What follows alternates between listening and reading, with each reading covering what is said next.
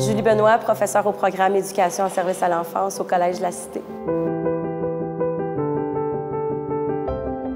La construction identitaire, c'est vraiment un processus à travers lequel un individu va se définir dans un contexte culturel et social.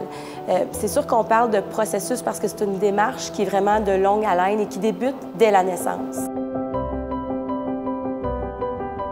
Quand on regarde la littérature scientifique, on a peu d'informations sur vraiment les différentes étapes de la construction identitaire, mais on peut faire un lien avec le continuum du développement et c'est sûr émettre l'hypothèse que la construction identitaire débute d'abord et avant tout par la conscience de soi. Donc, dès un jeune âge, on va constater des manifestations du développement de la conscience de soi chez l'enfant. Par exemple, l'enfant va toucher à son reflet dans le miroir, ou l'enfant va se reconnaître sur une photo, ou il va être capable de s'identifier en se pointant, donc, ou même de décrire ses caractéristiques physiques. Et quand on constate ça chez l'enfant, bien, ça nous rappelle que l'enfant est vraiment en train de développer progressivement toute la notion de conscience de soi, puis est en train de forger son identité petit à petit.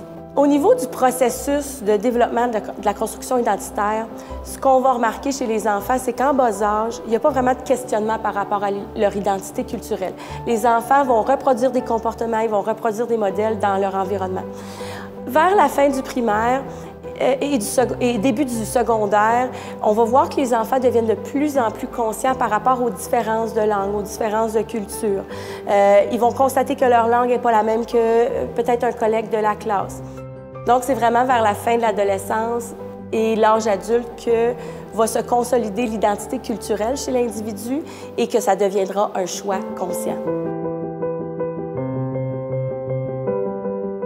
Quand on pense à l'apprentissage d'une langue ou d'une culture, il faut réfléchir à deux facteurs importants parce que cet apprentissage-là repose sur ces deux facteurs importants-là. Le premier, c'est tout ce qui est en lien avec la maturation du cerveau. Et ce que ça nous dit, la maturation du cerveau, c'est qu'il faut que l'enfant soit rendu là dans sa vie. Donc, c'est-à-dire que le cerveau, à ce moment-là, est plus réceptif aux apprentissages, donc ça lui permet justement de consolider un apprentissage. Ça, c'est le premier facteur. Le deuxième facteur, c'est en lien avec l'environnement. Donc, la capacité de l'environnement à offrir à l'enfant des occasions d'apprentissage. Et ces deux facteurs-là sont interreliés puis on ne peut pas les séparer.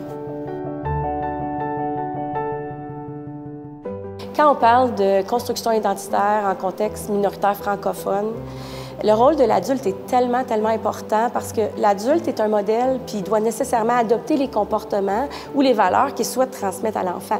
Donc, c'est sûr que c'est primordial que, comme professionnel, on se questionne et qu'on s'engage dans une pratique réflexive puis dans la recherche de ressources pour aller plus loin comme professionnel, mais surtout pour qu'on puisse devenir un passeur culturel francophone. J'ai eu la chance, moi, de grandir dans une famille entourée de francophones, de franco-ontariens. C'est sûr que mes souvenirs de famille sont peut-être pas différents de ceux qui sont vécus dans d'autres cultures, dans d'autres langues, mais c'est sûr que mes grands-parents ont été une grande inspiration pour moi. Puis aujourd'hui, comme maman, j'ai le goût, moi, d'être cette passeur culturelle-là que mes grands-parents ont été pour moi. Et c'est sûr que j'ai le goût d'être un modèle francophone pour mes enfants.